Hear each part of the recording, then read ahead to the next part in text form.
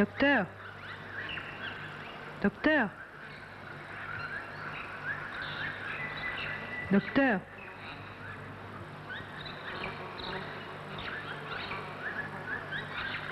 Alors, dans ce film, vous l'avez compris, une fois de plus, je refais un grattage sur pellicule. Il est un peu plus sophistiqué.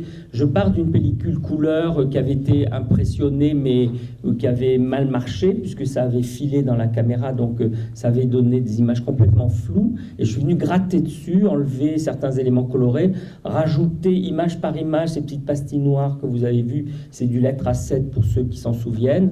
Et après, une fois de plus, je dis, bon, c'est bien gentil de faire des fantaisies visuelles comme ça, mais je vais pas remettre de la batterie, je vais pas remettre du son, je vais pas remettre un commentaire médical. Et j'ai eu l'idée de transformer ces visions qui ressemblaient un peu à des microbes dans un microscope.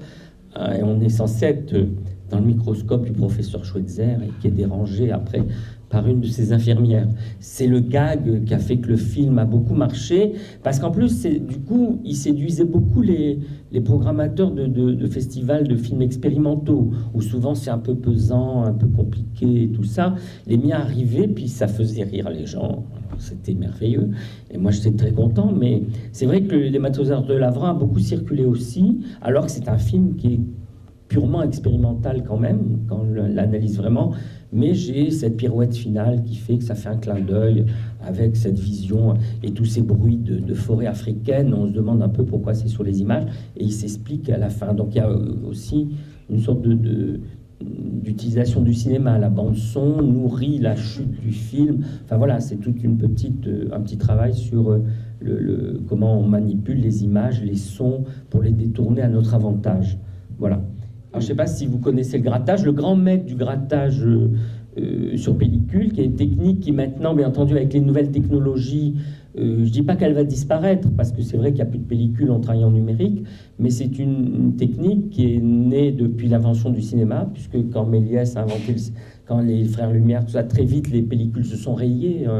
Il y a eu des rayures. Très vite, on s'est dit, tiens, ces rayures, pourquoi pas nous-mêmes les provoquer et les faire, et pourquoi pas intervenir sur la pellicule directement. Donc il y a beaucoup de cinéastes qui s'en sont emparés, des plasticiens bien entendu, et le grand maître qui a fait connaître cette technique parce qu'il l'a complètement sublimée, il s'appelle Norman McLaren, et c'est un Canadien en fait, anglophone, et c'était le grand maître de la... Mais on continue toujours à en faire, et alors c'est une technique qui ravit les DJ dans les boîtes et tout ça, parce que ça fait des images très fortes qu'on peut projeter et tout ça. Donc c'est des technologies qui maintenant peuvent s'interférer aux nouvelles technologies numériques, parce que j'ai fait un film plus récemment où j'ai mélangé à la fois le numérique et le grattage sur pellicule.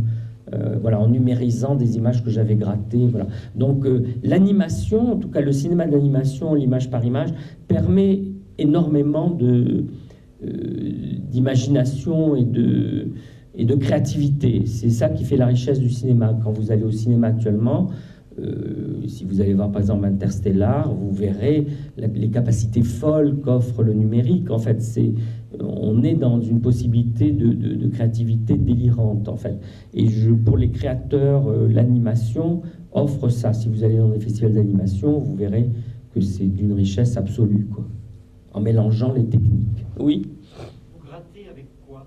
Eh ben, alors on gratte avec tout. Moi, par exemple, là, il y a du cutter, des vaccinostyles, des lames. On utilise parfois des outils de graveurs. Les graveurs qui gravent les plaques de cuivre ont des tas de petits outils assez dangereux.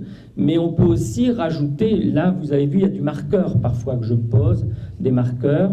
Et puis, on peut coller des choses sur la pellicule. Bien entendu, il faut faire attention parce que après, quand vous amenez ça au labo, ils ont un malaise. Hein. Quand ils voient ça, ils ont un peu peur parce que la pellicule est quand même agressée et dans les machines, ça marchait pas toujours.